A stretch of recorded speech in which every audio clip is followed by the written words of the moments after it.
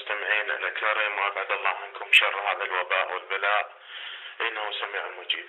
فيما يتعلق بالحكم على الناس من خلال المظهر، أعتقد أنه ليس من الصحيح الحكم على الناس أو المقابل من خلال لبسه ومن خلال انعكاس الصورة الظاهرية عليك، وجعل هذا الحكم هو حكم قطعي. بنظري القاصر أعتقد أنه بعض الأشخاص يكون ميال أو مجبول على لبس لون معين، متطبع بطفولته على شخصية معينة، يحب لبس أو زي معين هو يختلف تماما عن شخصيته.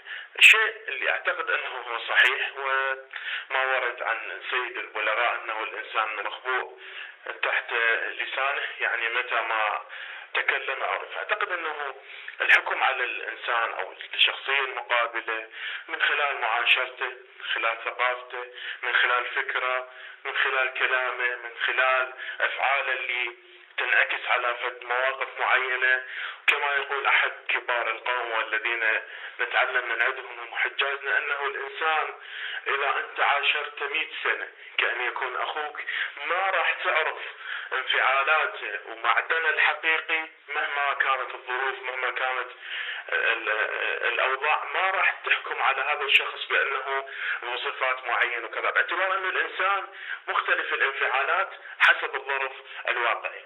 فليس من الصحيح أن نحكم على الشخص من خلال مظهره الخارجي.